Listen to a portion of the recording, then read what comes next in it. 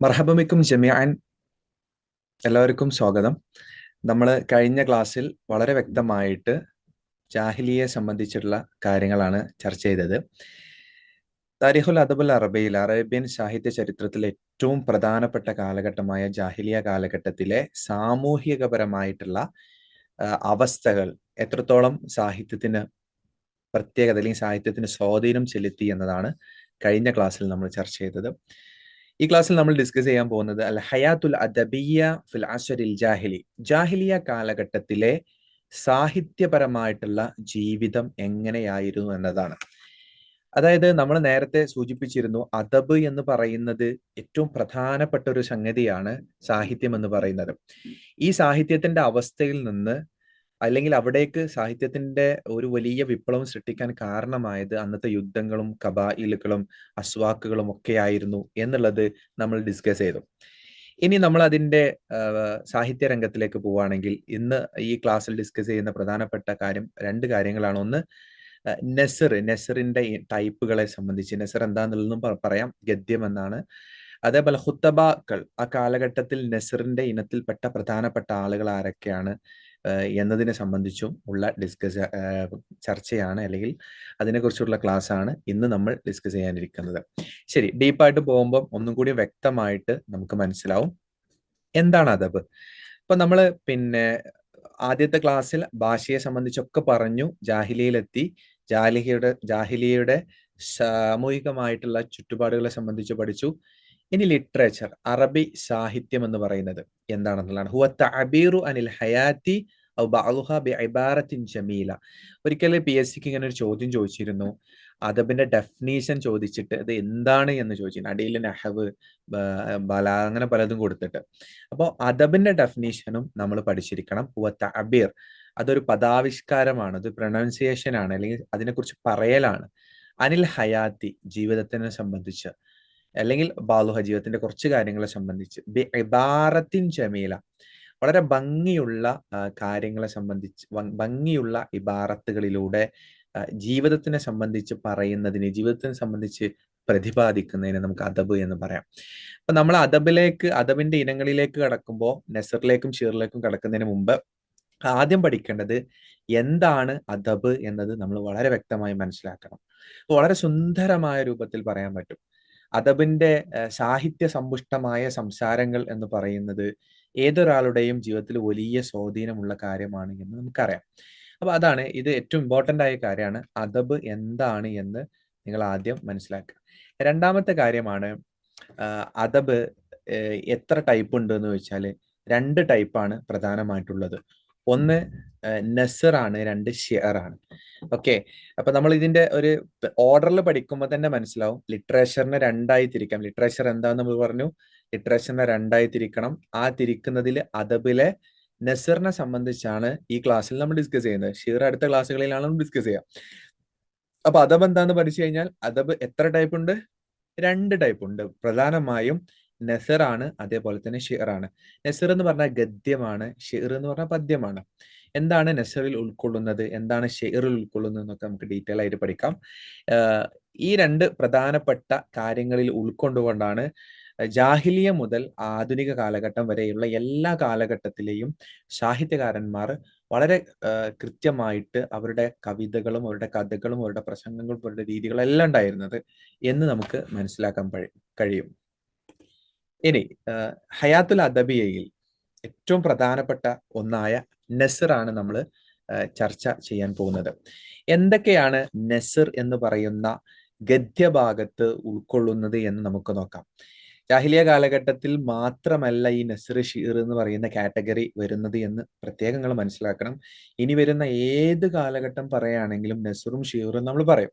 ചില കാലഘട്ടങ്ങളിൽ ഷീറിന് ഭയങ്കര ഇമ്പോർട്ടൻ്റ് ആയിരിക്കും. ഇപ്പൊ ജാഹിലിയ കാലഘട്ടത്തിന് പ്രത്യേകം ഷീറിന് ഒരുപാട് പഠിക്കാനുണ്ട്, നസ്ർ കുറച്ചോളൂ. അതേപോലെ ചില കാലഘട്ടങ്ങളിൽ നസ്റും ഷീറും വളരെയധികം ഒരേപോലെ നിൽക്കുന്ന, കട്ടക്ക് നിൽക്കുന്ന ഇതുണ്ട്. ചിലതിന് നസറിന് ഇമ്പോർട്ടൻ്റ് ഉണ്ട്, ഷീറിന് ഇമ്പോർട്ടൻ്റ് ഒക്കെ ഉണ്ട്. അപ്പൊ ജാഹിലിയയിൽ അൻവാ ഉൻ നസർ എന്ന് പറയുന്നത് അന്ന് കാലഘട്ടത്തിൽ ഉണ്ടായിരുന്നത് പ്രധാനമായിട്ടും 7 കാര്യങ്ങളാണ്. പിന്നീട് ഇപ്പൊ ആധുനിക കാലഘട്ടത്തിലേക്ക് വരുമ്പോൾ നസറിലൊക്കെ പുതിയ വകഭേദങ്ങളും പുതിയ രൂപങ്ങളൊക്കെ ഉണ്ടായിട്ടുണ്ട്. അത് ഇൻഷാ അല്ലാഹ് നമ്മൾ പഠിക്കാം. ഒന്നാമത്തെ സജ ഉൽ കുഹാൻ ആണ്. സജ ഉൽ കുഹാൻ എന്ന് പറഞ്ഞാല് ശരിക്കും കുഹാൻ എന്നൊക്കെ പറഞ്ഞാൽ എന്താണ്, പിന്നെ ഈ ജ്യോത്സ്യന്മാരുടെ പ്രാസ ഒപ്പിച്ചുള്ള പദങ്ങളും രീതികളും ആയിരുന്നു. അറബികൾക്കിടയിൽ അന്ന് പ്രസിദ്ധരായ കുറെ ആളുകൾ നിൽക്കുന്നതിൻ്റെ ഇടയിൽ ജ്യോത്സ്യന്മാരായ ആളുകൾ അവര് അവരുടെ സംസാരത്തിന്റെ ഇടയിൽ പല രൂപത്തിലുള്ള ഒരു രീതികൾ, ഇപ്പൊ നിങ്ങൾക്ക് ഈ മന്ത്രവാദികളും ഈ ജ്യോത്സ്യന്മാരൊക്കെ സംസാരിക്കുമ്പോൾ അവരൊരു ഒരു ഒരു പ്രത്യേക ശൈലി പറയുന്നതാണ്. അപ്പൊ അറബിയിൽ വല്ലൗഹുൽ ഖാഫിക് വല്ലൈലുൽ ഖാസിക് വസുബ്ഹു ശാരിക് എന്നൊക്കെ പറയുന്ന പ്രയോഗങ്ങൾ അങ്ങനെ കാണാൻ പറ്റും സജൽ ഖുഹാൻ ഉദാഹരണമായിട്ട്. അപ്പൊ അന്നത്തെ കാലഘട്ടത്തിൽ അവർ പറയുന്ന ആ ഒരു സ്റ്റൈൽ എന്ന് പറയുന്നത്, അല്ലെങ്കിൽ ആ ഒരു പിന്നെ എന്താ പറയാ ആ ഒരു പ്രാസൊപ്പിച്ച് പറയുക എന്ന് പറയുന്നത് വലിയ ഒരു ഒരു ഒരു നെസറിന്റെ ഭാഗമായിട്ടാണെങ്കിൽ, അല്ലെങ്കിൽ ഒരു നെസർ ഗദ്യത്തിന്റെ ഭാഗമായിട്ട് ഒരു പ്രാസൊപ്പിച്ച് പറയുകയാണെങ്കിൽ കവിത അല്ല, അത് നെസറിന്റെ ഭാഗമാണ്. അപ്പൊ അത് നെസറിന്റെ ഒരു ടൈപ്പ് ആയിട്ടാണ് എണ്ണിയിരുന്നത്. നമ്പർ 2 അംസാലാണ്. അംസാൽ എന്ന് പറഞ്ഞാൽ മസല് പഴഞ്ചൊല്ലുകളാണ്. ഉപമകളും പഴഞ്ചൊല്ലുകളൊക്കെ പറയാൽ എന്ന് പറയുന്നത് അന്നത്തെ വലിയ ഒരു പ്രത്യേകതയായിരുന്നു. മൂന്നാമത്തെ ഹിക്കമുകളാണ്, തത്വജ്ഞാനങ്ങൾ. ലുക്മാൻ നബീനെ സംബന്ധിച്ച് ലുക്മാൻ ഹക്കീം എന്നാണ് ഉപയോഗിച്ചത്. അപ്പോൾ തത്വജ്ഞാനമായിട്ടുള്ള സംസാരങ്ങൾ പറയാന്ന് പറയുന്നത് വളരെ അധികം സ്വാധീനമുള്ള ഒരു കാര്യമാണ്. മൂന്നാമത്തെ വസായ, വസീയത്തുകളാണ്. വസീയത്ത് എന്ന് പറഞ്ഞാൽ എന്താ, ശരിക്കും ഉപദേശങ്ങളിലാണ്, അല്ലെങ്കിൽ മരണപത്രം എഴുതി വെക്കാൻ അവസാന വസീയത്ത് എന്നൊക്കെ പറയുന്നത്, അവസാനത്തെ വസീയത്ത് അങ്ങനെയും പറയാ നമുക്ക് സിയാത്തിലൊക്കെ കാണാൻ പറ്റും. അല്ലാണ്ട് ഏതാണെങ്കിലും അങ്ങനെയൊക്കെ ഉണ്ടായിരുന്നു. ഖിത്താബത്ത് അന്നത്തെ വളരെ ഫേമസ് ആയ ഒരു കാര്യമാണ് പ്രസംഗം എന്ന് പറയുന്നത്. പ്രസംഗത്തിന് വലിയ ഇമ്പോർട്ടന്റ് പ്രസംഗത്തിന് അവർ ചെയ്തിരുന്നു എന്ന് നമുക്ക് കാണാൻ പറ്റും. പിന്നെ വസ്ഫ്, വിശേഷണങ്ങളാണ്. ഒരുപാട് വിശേഷണങ്ങൾ ഓരോ കാര്യത്തിനെ സംബന്ധിച്ച് വിശേഷിപ്പിക്കുന്ന രീതികൾ, അത് ഷിറിന്റെ ഒരു ഇനമായിട്ട് വസ്ഫ് പറയാറുണ്ട്. അതിന്റെ പുറമെയാണ് ഇത് പറയുന്നത്. അക്കാസിസ്, ചെറിയ ചെറിയ കഥകൾ. ഈ കഥകൾ പോലും വലിയ സ്വാധീനമായിട്ട് നസറിൽ ഉണ്ടായിരുന്നു എന്നുള്ളതാണ്. അപ്പൊ നസർ എന്ന് പറയുന്നത്, ഗദ്യം എന്ന് പറയുന്നത്, അദബ് എന്താന്ന് നമ്മൾ പറഞ്ഞു, അദബിനെ രണ്ടായിട്ട് തിരിക്കുന്നു. ഇപ്പൊ നമ്മൾ ആദ്യം തന്നെ പറയുമ്പോൾ ജാഹിലിയ കാലഘട്ടത്തിന് രണ്ട് ഏരിയ ആയിട്ട് തിരിക്കുന്നു. അതിന്റെ ഹയാത്തുൽ ഇജ്തിമാഇയ്യ പറഞ്ഞു. ഇപ്പൊ നമ്മൾ പറഞ്ഞു കൊടുക്കുന്ന ഹയാത്തുൽ അദബിയാണ്. ഹയാത്തുൽ അദബിയുടെ വളരെ പ്രധാനപ്പെട്ട രണ്ട് ഭാഗം നസറും ഷീറും ആണ്. ആ നസറാണ്, നസറിന്റെ ഇനങ്ങളാണ് നമ്മൾ പറഞ്ഞത്. അപ്പൊ നസറിന്റെ ഇനങ്ങളിൽ ഇതിന്റെ കുറെ ആളുകൾ ഉണ്ടായിരുന്നു. പിന്നെ പക്ഷേ ഈ ഹിതാബത്തിലും ഹിക്കമിലൊക്കെയാണ് പ്രശസ്തരായ ആളുകൾ ഉണ്ടായിട്ടുള്ളൂ. അല്ലാണ്ട് ഈ സജഉൽ ഖുഹാന്റെ ആളുകളെ സംബന്ധിച്ചോ അംസാൽ ആര, വസായന്റെ, അക്കാസിസിന്റെ ആൾക്കാർ ആരൊക്കെയാന്നൊക്കെ ഉള്ളതിനെ കുറിച്ച് കൃത്യമായൊരു ഒരു വശങ്ങൾ നമുക്ക് കാണാൻ പറ്റില്ല. ചില ആളുകളുടെ പേരൊക്കെ അവിടെയും ഇവിടെയൊക്കെ കാണാൻ പറ്റുമെങ്കിലും അതൊന്നും നമുക്ക് എക്സാമിന് അത്ര ഇമ്പോർട്ടന്റ് അല്ലാത്തതുകൊണ്ട് നമ്മൾ പഠിക്കേണ്ട ആവശ്യമില്ല. ശരി. ഇനി പിന്നെ വളരെ പ്രധാനപ്പെട്ട, ഇതിലെ ഏറ്റവും പ്രധാനപ്പെട്ട ഒരാളാണ് നമ്മളുടെ ഖുസ്ബിന് സായിദ അൽ ഇയാദി എന്ന് പറയുന്ന ആള്. വളരെ പ്രശസ്തനായ ആളാണ്. ഖുത്തബാക്കളാണ് നമ്മൾ ഡിസ്കസ് ചെയ്യാൻ പോണത്. ഇപ്പൊ അൻവാ ഉൻ നസറിൽ പ്രധാനപ്പെട്ട 3 പ്രഭാഷകരായ, പ്രസംഗകരായ ആളുകളുണ്ട്. അതേപോലെ ഹക്കീമുമാരിൽപ്പെട്ട ആളുകളുണ്ട്. നസറിൽ ഏറ്റവും പ്രസിദ്ധമായിട്ടുള്ള 3 ആളുകളെ പല പുസ്തകങ്ങളിലും പല ഗ്രന്ഥങ്ങളിലും കാണാൻ പറ്റും. അതിൽ ഒന്നാമത്തെ ആളാണ് ഖുസ്ബിന് സായിദത്തുൽ ഇയാദി എന്ന് പറയുന്ന ആൾ. അദ്ദേഹം മരിക്കുന്നത് മിലാദിയ 600കളിലാണ്. എന്ന് വെച്ചാൽ ഇസ്ലാമിന് മുമ്പ് തന്നെ അദ്ദേഹം മരണപ്പെട്ടു പോയിട്ടുണ്ട്. അദ്ദേഹത്തിന്റെ പ്രത്യേകതകളിലേക്ക് പോകാം. പലപ്പോഴായിട്ട് ചോദ്യം ചോദിച്ചിട്ടുള്ള ഒരു ആളാണ് ഖുസ്ബിന് സായിദുൽ ഇയാദി. PSCയുടെ പല ക്വസ്റ്റ്യനുകളിലും ഇദ്ദേഹത്തിനെ സംബന്ധിച്ച് ചോദിച്ചതായി നമുക്ക് കാണാൻ പറ്റും. ഹുവ അസ്ഖഫ് നജ്റാൻ ഖതീബ് അൽ അറബ് വഹക്കീമൻ. ഇതൊരു വലിയ പ്രയോഗമായിട്ട് നമ്മൾ മനസ്സിലാക്കണം. അസ്ഖഫ് എന്ന് പറഞ്ഞാൽ എന്താ വെച്ചാല് ശരിക്കും പുരോഹിതനല്ലേ, സഖീഫ് അസ്ഖഫ് എന്നൊക്കെ പറഞ്ഞാൽ പുരോഹിതന്മാർക്ക് പറയുന്നതാണ് അസ്ഖഫ് എന്ന് പറഞ്ഞാൽ. ശരിക്കും ആ പ്രയോഗം ബിഷപ്പ് എന്നൊക്കെ പറയുന്ന വലിയൊരു ഹൈ പൊസിഷനാണ് ശരിക്കും ഖുസ്ബിന് സായിദുൽ ഇയാദിന്റെ. നജറാനിലെ പുരോഹിതനാണ്, ഖത്തീബാണ്, അറബികളുടെ ഖത്തീബാണ്, ഹക്കീമാണ്, തത്വജ്ഞാനിയുമാണ്.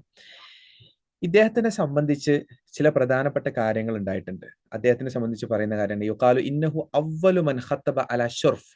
അദ്ദേഹം ഒരു മരത്തടി അല്ലെങ്കിൽ ഒരു ഉയർന്ന സ്ഥലത്ത് നിന്ന് ആദ്യമായി ഖുത്ബ പറഞ്ഞ ഒരാൾ അദ്ദേഹമാണ്. അപ്പൊ പ്രസംഗം എന്ന് പറയുന്ന സാഹിത്യത്തിന്റെ ഒരു വലിയ പിന്നെ നസറിന്റെ ഒരു ഇനത്തിൽപ്പെട്ട ഒരു സംഗതിയിലെ ആദ്യം എടുത്തു പറയേണ്ട ഒരാള് ഖുസ്ബിന് സായിദുൽ ഇയാദിയാണ്. ഖുസ്ബിന് സായിദുൽ ഇയാദിനെ പറയാതെ നമുക്ക് ഒരിക്കലും മുന്നോട്ട് പോകാൻ പറ്റില്ല. അപ്പൊ അദ്ദേഹത്തിന് വലിയൊരു പ്രത്യേകത എന്താണ്, അദ്ദേഹം ഷുർഫിന്റെ മേലെ നിന്നിട്ട്, ഒരു ഉയർന്ന സ്ഥലത്തിന്റെ മേലെ നിന്നിട്ട് പ്രസംഗിച്ചു എന്നുള്ളതാണ്. ഒറ്റക്ക അല സൈഫ്, അദ്ദേഹത്തിന്റെ വാൾ ഇങ്ങനെ കുത്തിയിട്ട് പ്രസംഗിച്ചു. അപ്പൊ രണ്ടാമത്തത് വക്കാല ഫി ഖുതുബത്തിഹി അല്ലെങ്കിൽ ഖുതുബിഹി അമ്മാ ബഅദ്. അപ്പൊ നമ്മളെ പ്രസംഗങ്ങൾക്ക് ശേഷമൊക്കെ സാധാരണ ഹംദും സ്വലാത്തും ഒക്കെ പറഞ്ഞതിന് ശേഷം അമ്മാ ബഅദ്, ഇനി എന്താണോ പറയാനുള്ളത്, ആ പ്രസംഗത്തിൽ നമ്മൾ എന്താണോ പറയാനുള്ളത്, ആ പറയാനുള്ളതാണല്ലോ പറയാം. അവിടെ അമ്മാ ബഅദ് എന്ന് ആദ്യമായി ഉപയോഗിച്ച ആൾ ഇദ്ദേഹമാണ്. ഒത്തുക അല സെയ്ഫ്, സെയ്ഫിന്റെ മേലെ കുത്തി നിന്നിട്ട് പ്രസംഗിച്ച ആൾ അദ്ദേഹമാണ്. അതേപോലെ തന്നെ ഒരു മരത്തടിയുടെ മുകളിൽ നിന്ന് പ്രസംഗിച്ച ആൾ ഇയാളാണ്. ഇദ്ദേഹത്തിന് വലിയ പ്രത്യേകതകളുണ്ട്, പലപ്പോഴും ചോദ്യം ചോദിക്കാൻ സാധ്യതയുണ്ട്. അടുത്ത പോയിന്റ്, സമിഅ നബി സല്ലല്ലാഹു അലൈഹി വസല്ലമ ഫി ഉക്കാള ഫഅത്ന അലൈഹി. നബി സല്ലല്ലാഹു അലൈഹി വസല്ലം അദ്ദേഹത്തിന് ഉക്കാള ചന്തയിൽ വെച്ച് കണ്ടിട്ടുണ്ട്. പക്ഷെ നബി എന്തല്ല, അന്ന് പിന്നെ നബി ആയിട്ടില്ല എന്നത് നമുക്ക് കാണാൻ പറ്റും. പിന്നീട് നബി അദ്ദേഹത്തിനെ സംബന്ധിച്ച് പറയുന്നുണ്ട്, റഹിം അള്ളാഹു കുസ്സൻ. അന്ന് പറഞ്ഞല്ല, പിന്നീട് പറഞ്ഞു. കാരണം അന്ന് നബി ആയിട്ടില്ല. 600-ലാണ് ഇദ്ദേഹം മരിക്കുന്നത്, 611-ലാണ് ഇസ്ലാം വരുന്നത്. അപ്പൊ അതിന്റെ വർഷങ്ങൾക്ക് മുമ്പ് തന്നെ, അന്ന് വളരെ ഫേമസ് ആയിട്ടുള്ള കാലഘട്ടം ആയതുകൊണ്ടാണ് നമ്മൾ ഈ സംഗതി മനസ്സിലാക്കേണ്ടത്. ശരി, ഇത് പിന്നെ അദ്ദേഹം നബി സല്ലല്ലാഹു അലൈഹി വസല്ലമ ഖുസ്ബിന് സായിദയെ സംബന്ധിച്ച് പറഞ്ഞൊരു വാചകമുണ്ട്. എന്താ വാചകം? റഹിം അള്ളാഹു കുസ്സൻ, അള്ളാഹു കുസ്സിനെ അനുഗ്രഹിക്കട്ടെ. ഇന്നീല അർജു, ഞാൻ പ്രതീക്ഷിക്കുന്നു, യൗമൽ ഖിയാമത്തി, അദ്ദേഹത്തെ അയ്യബഅസ ഉമ്മത്തൻ വാഹിദ, അവിടെ എൻഡ് ഉമ്മത്തൻ വാഹിദ എന്നാട്ടോ. അയ്യബഅസ, അദ്ദേഹം അന്നഹു യബഅസ അന്നഹു ഉമ്മത്തൻ വാഹിദ, അദ്ദേഹം ഒരു സമൂഹമായിട്ട് നാളെ ഉയർത്തെഴുന്നേൽപ്പിക്കപ്പെടുമെന്നുള്ളത് ഞാൻ ആഗ്രഹിക്കാണ്. അള്ളാഹു കുസ്സിന് എന്ത് ചെയ്യട്ടെ, അനുഗ്രഹിക്കട്ടെ. എന്തുകൊണ്ടാണ് കുസ്ബിന് സായിദയെ സംബന്ധിച്ച് നബി ഇങ്ങനെ പറഞ്ഞതെന്ന് എന്താണെന്നറിയോ? അദ്ദേഹം ഒരു തികഞ്ഞ ദൈവിക വിശ്വാസിയായിരുന്നു, ഏകദൈവ വിശ്വാസിയായിരുന്നു എന്നതാണ്. അപ്പൊ ഏകദൈവ ആരാധനയെ വിശ്വസിക്കണം. അദ്ദേഹം ഒരു ക്രൈസ്തവനായിരുന്നു എന്നൊക്കെ കാണാൻ പറ്റുമെങ്കിലും കറക്റ്റ് നമ്മൾ അദ്ദേഹത്തിന്റെ ഒരു പിന്നെ എവിടെയാണ് അദ്ദേഹം നിൽക്കുന്നത് എന്ന് കറക്റ്റ് നമുക്ക് അറിയില്ല. പക്ഷെ അദ്ദേഹത്തിന്റെ ഏകദൈവ വിശ്വാസം എന്ന് പറയുന്നത് അദ്ദേഹത്തിന്റെ വലിയ പ്രധാനപ്പെട്ട ഒരു സംഗതിയായിരുന്നു. അതുകൊണ്ടാണ് നബിയൊക്കെ അദ്ദേഹത്തിനെ പ്രശംസിക്കാൻ ഇടയായത്. എന്താവട്ടെ, നമ്മളെ സംബന്ധിച്ചിടത്തോളം നമുക്ക് പരീക്ഷയിൽ റാങ്ക് അടിക്കണം. അപ്പോൾ ഇങ്ങനത്തെ കീ ടേമുകൾ, ഇദ്ദേഹത്തിനെ സംബന്ധിച്ചുള്ള പോയിന്റുകൾ, ഇതൊക്കെ സിമ്പിൾ ആണെന്ന് വിചാരിക്കും. പക്ഷെ ഇത് ചോദ്യം ചോദിച്ചാൽ, ആ ക്വസ്റ്റ്യൻ ആരെന്ന് ചോദിച്ചാൽ നമ്മൾ ആകെ കൺഫ്യൂസ്ഡ് ആയി കഴിഞ്ഞാൽ ഓട്ടോമാറ്റിക്കലി നമ്മളെ മാർക്ക് പോകും. മാർക്ക് പോയാൽ നെഗറ്റീവ് ആയി കഴിഞ്ഞാലൊക്കെ പ്രശ്നമാണ്. നമ്മൾ ഓൾറെഡി സൂചിപ്പിച്ചു. ശരി, ഇനി പിന്നെ കല മിൻ ഖുത്ബത്തിഹി ഫി സൂഖ് ഉക്കാള, ഉക്കാള ചന്തയിൽ അദ്ദേഹത്തിന്റെ ഒരു പ്രസംഗം എന്ന് പറയുന്ന പിന്നെ ഒരു പ്രസംഗത്തിന്റെ വരിയാണ് ഇവിടെ കൊടുത്തത്. അയ്യുഹന്നാസ് ഇസ്മഉ വഉ മൻ ഇന്നഹു മൻ ആശ മാത വമൻ മാത ഫാത വകുല്ലമാ ഹുവ ആതിൻ ആതിൻ എന്നൊക്കെ പറഞ്ഞിട്ടുള്ള പ്രസംഗം. ഇതിന് ആദ്യ വരി എന്തായാലും കൊടുക്കാൻ സാധ്യത ഉണ്ട് എന്നുള്ളതുകൊണ്ടാണ് ഞാൻ കംപ്ലീറ്റ്ലി കൊടുക്കാത്തത്. നമുക്ക് നമ്മുടെ സ്റ്റഡി മെറ്റീരിയൽസിൽ ഇതിന്റെ കംപ്ലീറ്റ് സംഗതി കൊടുക്കാം. യാ മഅശറ ഇയാജ് ഐനൽ ആബാഉ വൽ അജ്ദാദ് എന്നൊക്കെ അദ്ദേഹത്തിന്റെ പ്രസംഗത്തിന്റെ രീതികളാണ്. അപ്പൊ ഇങ്ങനെ ഒരു പ്രസംഗം ചോദിച്ചിട്ട് ഇത് ആരുടെ പ്രസംഗാന്നൊക്കെ ചോദിക്കാൻ സാധ്യതയുണ്ട്. അപ്പൊ ആ സമയത്ത് നിങ്ങൾ എന്ത് ചെയ്യുക, ആൻസർ കറക്റ്റ് എഴുതുക. അപ്പൊ ഖുസ്ബിന് സായിദുൽ ഇയാദിയെ സംബന്ധിച്ച് നമ്മൾ മനസ്സിലാക്കുക. ദെൻ രണ്ടാമത്തെ ആള്, നമ്മൾ ഖുത്തബാക്കളിൽ ഏറ്റവും പ്രധാനപ്പെട്ട രണ്ടാമത്തെ ആള് അംർ ബിൻ മഅദി യക്രിബ് എന്നതാണ് അദ്ദേഹത്തിന്റെ പേര്. സുബൈരിയാണ്. അദ്ദേഹം 643 മരണപ്പെട്ടു പോയ ആളാണ്. ഫാരിസുൽ യമൻ വ ഖതീബുൽ അറബ് വ ബത്ലുൽ ഖാദിസിയ, അങ്ങനെ ഒരു ചോദ്യം വരാൻ വളരെ സാധ്യതയുണ്ട്. ഫാരിസുൽ യമൻ വ ഖതീബുൽ അറബ് വ ബത്ലുൽ ഖാദിസിയ ആരാന്ന് ചോദിച്ചാൽ അപ്പം അവിടെ ഒന്നും ആലോചിക്കരുത്, അംർ ബിൻ മഅദി യക്രിബ്. അദ്ദേഹത്തിന്റെ പേര് അംർ ബിൻ മഅദി മഅദി കരീബ് എന്ന് പറഞ്ഞ ആളുകളുണ്ട്. ഇപ്പൊ അന്നഫാവൂരിലൊക്കെ മഅദി എന്ന് പറഞ്ഞിട്ട് ദാല് കഴിഞ്ഞിട്ട് യാ ഇട്ട് പിന്നെ കെർബ് വേറെ തന്നെ ഇട്ടിട്ട് മഅദി കരീബ് എന്ന് ഇട്ടിട്ട്, സയ്യാത്ത് അംർ ബിൻ മഅദി, ഇങ്ങനെയാണ് ഞാൻ എഴുതിയ പോലെയാണ് സയ്യാത്ത് കൊടുത്തത്. അപ്പൊ പിന്നെ എന്താവട്ടെ, പേരിലൊന്നും വലിയ കാര്യമില്ല, നമ്മൾ കറക്റ്റ് പഠിച്ചാൽ മതി. പിന്നെ ഒരു യാവ് മാറി വിചാരിച്ചിട്ട് വേറെ ആളായി എന്ന് വിചാരിക്കണ്ട എന്ന് വിചാരിച്ചിട്ടാണ് ഞാൻ ആ കാര്യം പറഞ്ഞത്. പിന്നെ അദ്ദേഹത്തിന്റെ പ്രത്യേകത ഞാൻ പറഞ്ഞല്ലോ, ഫസ്റ്റ് ഫാരിസുൽ യമനാണ്, യമന്റെ കുതിരപ്പടയാളിയാണ്, അതേപോലെ തന്നെ അറബിയുള്ള ഖത്തീബാണ്. ഖാദിസിയ യുദ്ധത്തിൽ പങ്കെടുത്ത ആളാണ് അദ്ദേഹം. ഖാദിസിയ യുദ്ധത്തിൽ പങ്കെടുത്ത ആളാണ്. ലക്കിയ നബി സല്ലല്ലാഹു അലൈഹി വസല്ലമ വ അസ്ലമ, അദ്ദേഹം ഇസ്ലാമിലേക്ക് കടന്നു വന്നു എന്നതാണ്. അദ്ദേഹം ഇസ്ലാമിലേക്ക് വരുന്നത് ഹിജ്റ 9-ലാണ്. വേണമെങ്കിൽ നോട്ട് ചെയ്ത് വെച്ചോളൂ. പക്ഷെ ഞാനത് അത്ര ഇമ്പോർട്ടന്റ് അല്ലാത്തതുകൊണ്ടാണ്. ലെക്ചർ നോട്ട് എഴുതാൻ പറ്റിയ കുറെ പോയിന്റുകൾ എന്റെ സംസാരത്തിൽ നിന്ന് ഇങ്ങനെ വരും. അത് നിങ്ങൾ ലെക്ചർ നോട്ട് ചെയ്തിട്ട് നിങ്ങൾക്ക് മനസ്സിലാകുന്ന രൂപത്തിൽ ഇങ്ങനെ മനസ്സിലാക്കി കഴിഞ്ഞാൽ നമുക്ക് പെട്ടെന്ന് ഗ്രാസ്പ് ചെയ്യാൻ പറ്റും ഓരോ സംഭവങ്ങൾ. അത്രയും സിംപ്ലിഫൈ ചെയ്തിട്ടാണ് നമ്മൾ എല്ലാവരും ക്ലാസ് എടുക്കുക. അപ്പോൾ അത് നിങ്ങൾക്ക് ഭയങ്കര ഉപകാരപ്പെടും. ഹിജ്റ 9-നാണ് അദ്ദേഹം മുസ്ലിം ആവുന്നത്. ഫർത്തദ്ദ ബാദ ഇസ്ലാം പോകുന്നത്. പക്ഷെ അദ്ദേഹത്തിന് ഒരു പ്രത്യേകത ഉണ്ട്. അദ്ദേഹം ഇസ്ലാമിലേക്ക് വന്ന് കുറച്ച് കഴിഞ്ഞപ്പോൾ അദ്ദേഹം ഇസ്ലാമിൽ നിന്ന് പുറത്തുപോയി, പിന്നെയും ഇസ്ലാമിലേക്ക് തന്നെ കടന്നു വന്ന ആളാണ്. പിന്നെയാണ് അദ്ദേഹം എന്ത് ചെയ്യുന്നത്, അദ്ദേഹത്തിന്റെ അവസാന സമയത്ത് ഖാദിസിയ യുദ്ധത്തിൽ പങ്കെടുക്കുന്നത്. ബത്ലുൽ ഖാദിസിയ, അദ്ദേഹത്തിന് ഖാദിസിയ യുദ്ധത്തിൽ പങ്കെടുക്കുന്ന സമയത്ത് 110 വയസ്സുണ്ടായിരുന്നു എന്നുള്ളതാണ്. 110 വയസ്സ്, അത്രയും അധികം ജീവിച്ച ഒരു മനുഷ്യനാണ്. ജാഹിലിയത്ത് നിന്ന് തുടങ്ങിയിട്ട് അദ്ദേഹം 643 മരിക്കുന്ന സമയത്ത് തോഫി അവാഹിറു ഖിലാഫത്തി ഉമർ ഇബ്നു ഖത്താബ്, ഉമർ ഇബ്നു ഖത്താബിന്റെ ഖിലാഫത്തിന്റെ അവസാന കാലഘട്ടത്തിൽ അദ്ദേഹം മരിക്കുന്നത്. അപ്പൊ അത്ര കാലഘട്ടം ജീവിച്ചു, നിങ്ങൾ ആലോചിച്ച്. നബീന്റെ കാലഘട്ടം, അബൂബക്കറിന്റെ കാലഘട്ടത്തിൽ, ഉമർ ഇബ്നു ഖത്താബിന്റെ അവസാന കാലഘട്ടത്തിലാണ് ഇദ്ദേഹം മരിക്കുന്നത്. അപ്പോൾ ജാഹിലിയയിൽ നിന്ന് തുടങ്ങിയിട്ട് ഇത്രയും അധികം ജീവിച്ച ഒരാളാണ് ഇദ്ദേഹം. അപ്പൊ അംർ ഇബ്നു മഅദി യക്രിബ് വളരെ പ്രധാനപ്പെട്ട ഒരാളായിട്ട് തന്നെ നമ്മൾ മനസ്സിലാക്കേണ്ടതുണ്ട്. ഇതിൽ അദ്ദേഹം ഖത്തീബുൽ അറബ് ബത്ൽ, ഈ ഫസ്റ്റ് പോയിന്റ് ഒക്കെ വളരെ ഇമ്പോർട്ടന്റ് ആട്ടോ. ഓക്കെ, അപ്പൊ മൂന്നാമത്തത് വളരെ ഇമ്പോർട്ടന്റ് ആയിട്ടുള്ള വേറൊരാളാണ് അക്സം ബിൻ സൈഫി എന്ന് പറയുന്ന ആള്. അദ്ദേഹം മരിക്കുന്നത് മുത്തവഫി 630 തന്നെയാണ് അദ്ദേഹവും മരിക്കുന്നത്. അദ്ദേഹം ഇന്നഹു മിൻ അഷ്ഹരി ഹുക്കബാ ഇൽ അറബ് ഫിൽ ജാഹിലിയാണ്. ഇദ്ദേഹം ഇപ്പൊ നമ്മള് ഖുസ്ബിന് സായിദ് അൽ ഇയാദിയും ഹക്കീമാണ്, പക്ഷെ ഇദ്ദേഹവും ഹക്കീമാണ് കൂടുതലായിട്ട്. ഖുത്തുബിന്റെ പുറമെ തന്നെ അദ്ദേഹം ഹിക്മത്തിന് കുറച്ച് ഇമ്പോർട്ടന്റ് കൊടുത്തിട്ടുണ്ട്. അതുകൊണ്ട് തന്നെ അദ്ദേഹത്തിന്റെ ഒരു ഹിക്മത്തിന്റെ ഉദാഹരണം ഞാൻ ഇവിടെ കൊടുത്തിട്ടുണ്ട്.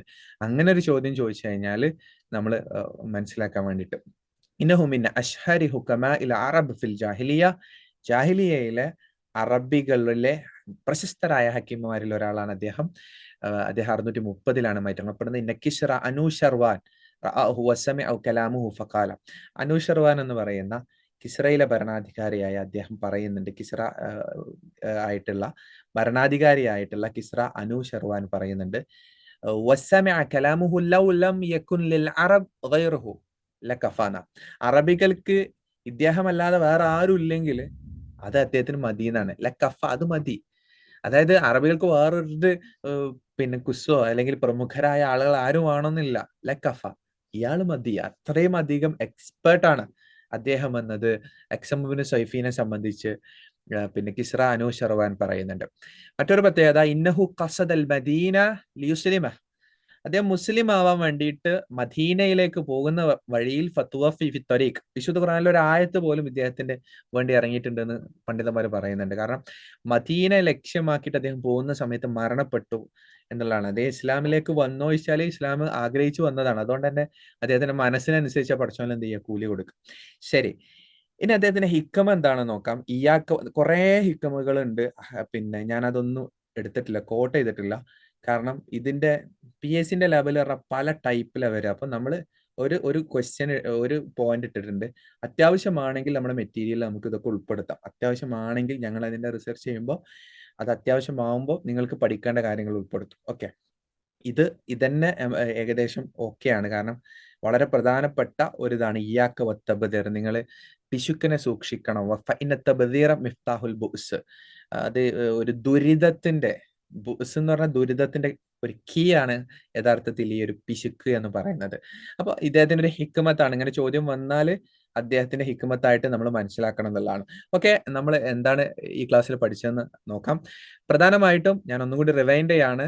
ജാഹിലിയ കാലഘട്ടത്തിനെ രണ്ടായി തിരിക്കാം. ഏതൊക്കെയാണ് പറയ്. ഓക്കെ, ഏതൊക്കെയാണ്? ഒന്ന് ഹയാത്തുൽ ഇജ്തിമാഇയ്യ, ഹയാത്തുൽ അദബിയ.